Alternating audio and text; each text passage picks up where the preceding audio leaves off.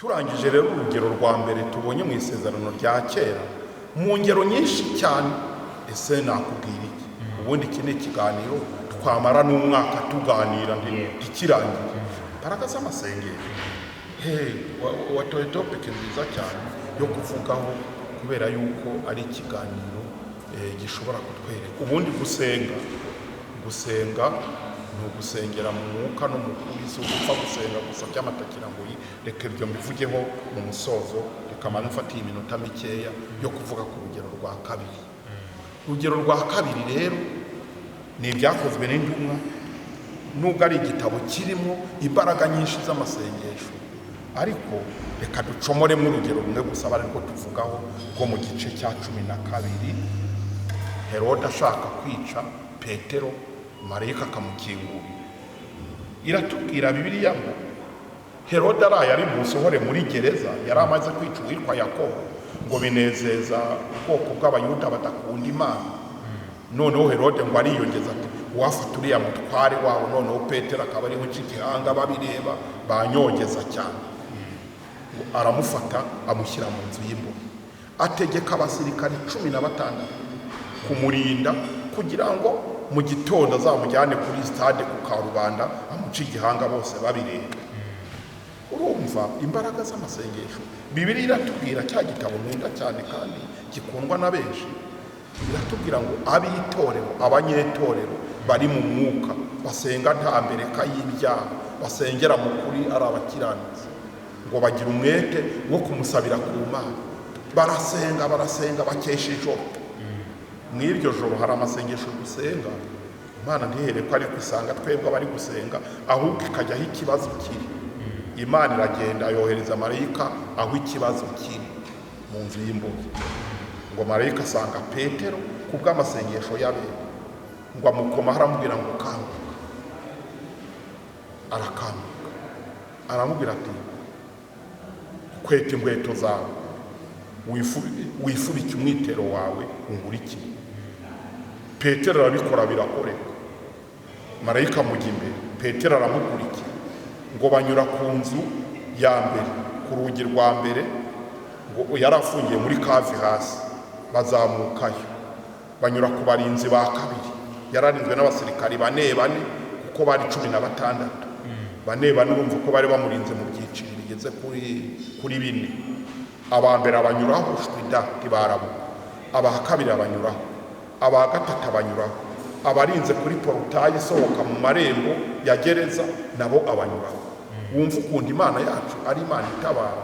Kunyura ku barinzi b'ibyiciro 4 ngo bagasinziriye ntibasinzirira rimwe.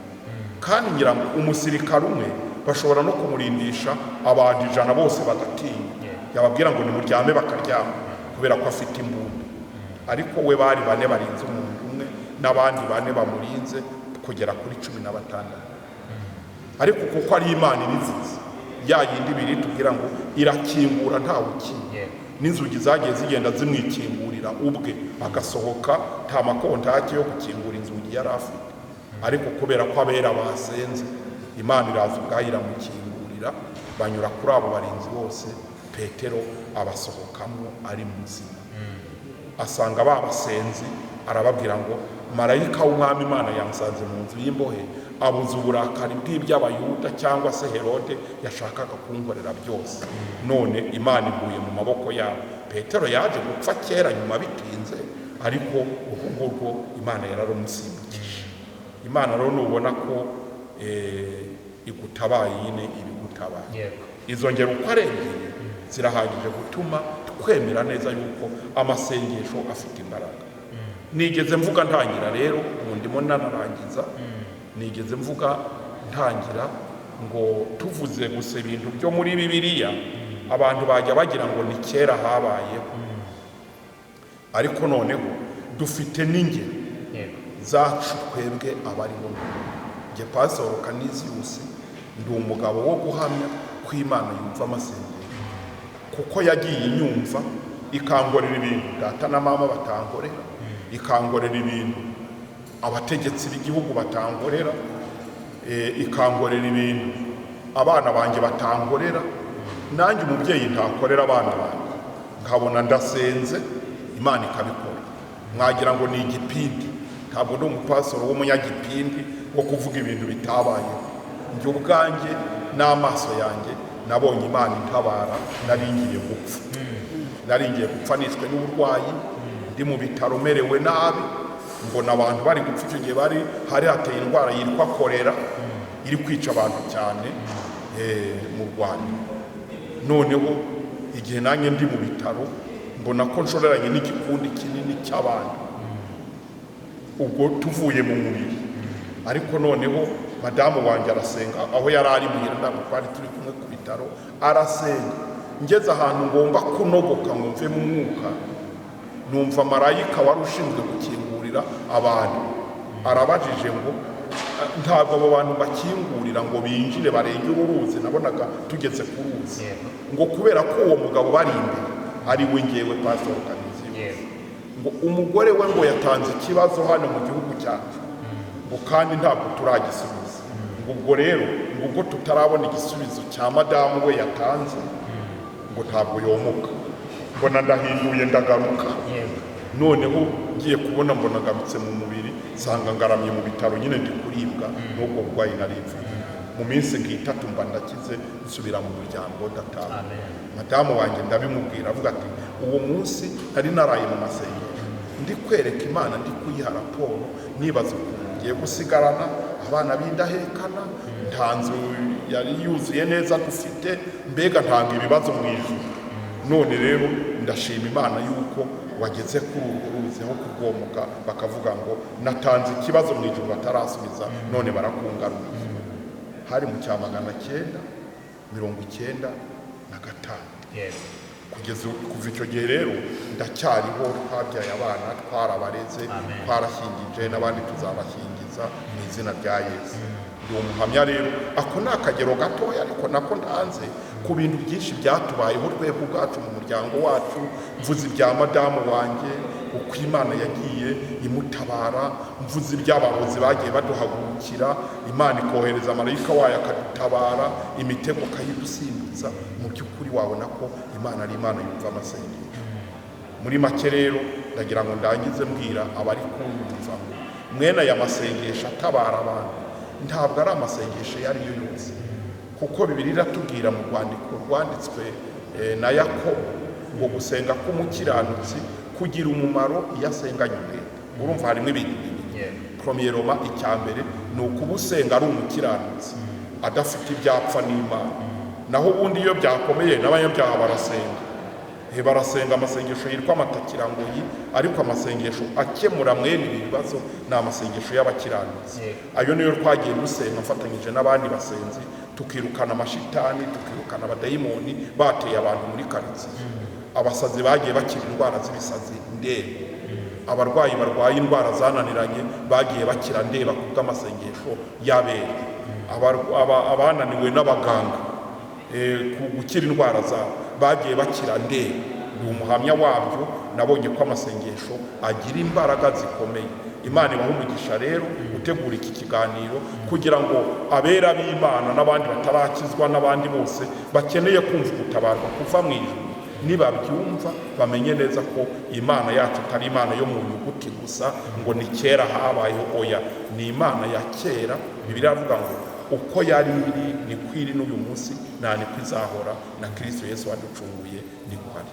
Amahoro n'imigisha bibe ku bumvise aya magambo bose, kandi bamenye ko amasengesho agira imbaraga, ariko ari amasengesho y'abakiranutsi bakora iby'Imana ishaka, bakanga ibyo yanga, bagakora ibyo ishaka.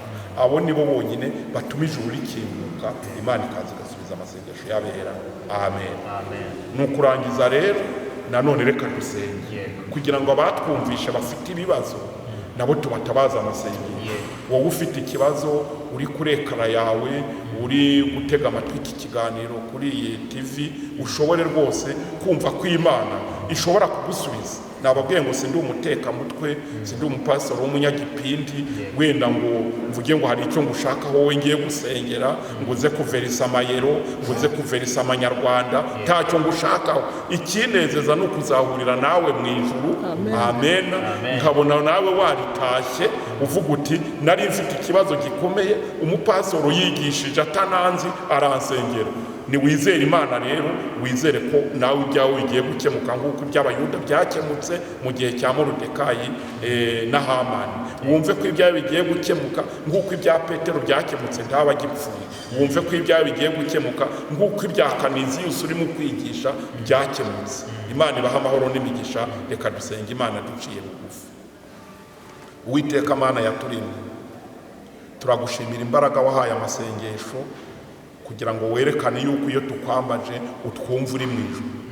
Uyu mwanya nsabiye ijambo ryawe kugira ngo bariya abagore baryumvise, bariya abagabo baryumvise, bariya abasore n'abakobwa baryumvise, niribagirira umumaro. Uriya muntu byumvisha ari umunyamibabaro, ageze aho yendaga gupfa, wenda ni kubw'uburwayi, ni kubw'inzara, ni kubw'ubukene, ni kubw'ibihombo yasigiwe na coronavirusi yadutse muri iyi si igahagarika ibintu byinshi. Hari ibintu byinshi abantu babanye mu ibanga bitanazwi, abantu bamaze guhomba bibwira ko batazasubira mu muhanda. Ariko turagusenze kugira ngo wite ku marira y'abera, wite ku masengesho yacu. Uriya muntu mutabare, uriya muntu murengere, umukorera imirimo n'ibitangaza bimenyekane kandi bigaragare neza ko Imana iri mu ruhande rwacu. Ukemura biriya bibazo atashobora gukemurirwa n'imiryango, atashobora gukemurirwa na guverinoma yateranye, atashobora gukemurirwa n'undi muntu uwo ari we wese. Tubikemuje imbaraga z'amasengesho twize kugira ngo uyu munsi atangire abone impinduka mu buzima bwe, atangire abone gukira kuvuye mu ijuru, kugira ngo izina ry'Imana yacu rihabwe icyubahiro kandi uheshe agaciro ijambo ryawe, kugira ngo abaryumvise bose bamenye yuko atari amagambo y'amatakirangoyi, ahubwo ari amagambo afite fondoma, ari amagambo y'ukuri abasha gutabara abantu barabageze ku mwanya w'ubwigunge n'ubwihebe. Ngushimiye ko udukunda kandi ko witeguye gukora ibitangaza. Dusaba iyi si yacu kugira ngo uyirangize muri iki cyorezo cya coronavirus yayadutsemo, kugira ngo abantu bongere bakore bisanzuye, indege zacu zisubire mu kirere, amamodoka arasubire mu mihanda, insengero zikingurwe tudapfutse iminwa mu izina rya Yesu Kristo. Amakorari yongera kuririmbira guhimbaza abacuranga bagucurangire batagombye kugendera ku makondisiyo akomeye kuriya ngo hinjiremo 60 rwinjiragamo ibihumbi. Ariko none mwami hakaba hari amakondisiyo. Kingura inzu zawe kuko zubakiwe Imana ikomeye ngawe. Turifuza yuko wakongera kudusubiza mu byacu.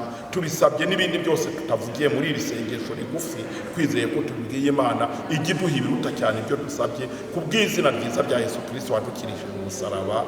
Amen.